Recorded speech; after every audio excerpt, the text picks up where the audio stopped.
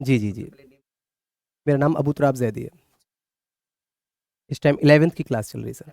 जी जी जी जी जी जी जी जी।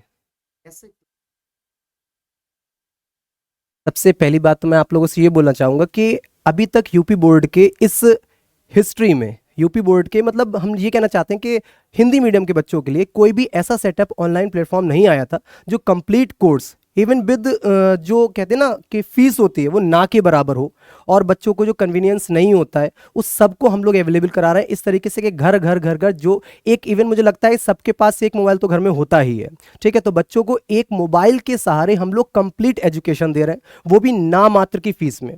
अगर वो भी हमें लगता है कि ऐसा हो जाए कि बच्चे के पास ये भी नहीं है तो हम लोग उस पर भी राजी हैं, पर एजुकेशन सब तक पहुंचनी चाहिए, मेनली 10th और 12th की क्लास के स्टूडेंट्स के लिए। वैसे तो हम लोग 9 से 12 तक चला रहे हैं। अब हम ये बताएं कि हम डिफरेंट कैसे हैं। डिफरेंट होने का नजरिया ये, पहले तो इसका सीधा सा आंसर ये है कि एक बार बच्चा पढ़कर देखे, अगर उसे ये लगता है, जैसे मैं अपनी फिजिक्स की ही बात करूं, तो किसी से भी अगर कंपैरिजन करता है उसे यहां से कुछ अलग नहीं मिलता है, तो ये जज तो बच्चा ही करेगा। और सबसे अच्छी बात यह है कि पढ़ना और मेरा पढ़ाना दो चीजें हैं।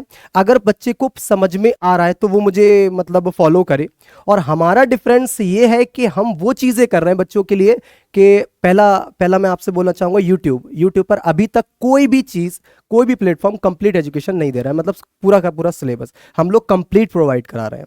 ठीक है, तो पहला पार्ट तो ये हो गया कि आप लोगों को अगर किसी भी बच्चे को हम एडवाइस करें कि हम पाठशाला 247 पर क्यों जाना चाहते हैं, तो वो रीजन ये है सिर्फ और सिर्फ कि यहां पर कंप्लीट चीजें मिलेंगी जीरो से और अपर लेवल तक। मतलब इवन मैं ये भी कह सकता हूं कि कहीं पर भी ट्यूशन की जरूरत ही नहीं है आपको। अब कहीं पर भी आपके पास एक मोबाइल होना चाहिए, डेटा उसमें होना चाहिए, और आप यहां से कहीं भी नहीं जाए।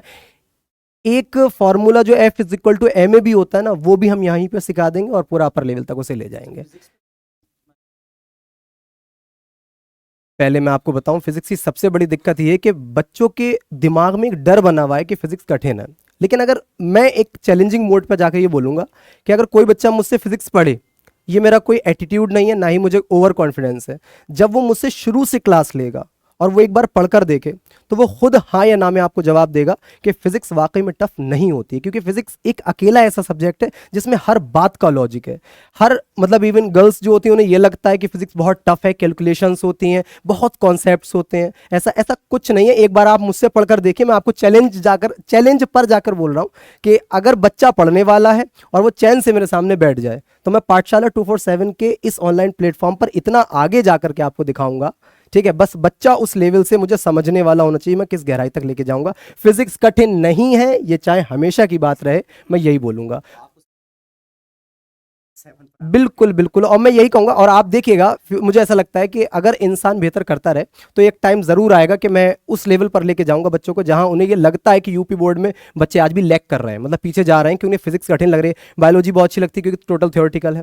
मैथ है, मैथ में बच्चों का कम इंटरेस्ट है क्योंकि न्यूमेरिकल्स की वैल्यू ज्यादा है। केमिस्ट्री में थोड़ा मिक्सअप होता है। ठीक है, फिजिक्स में मतलब चीजें वाकई में बहुत ज्यादा ब्रॉड है।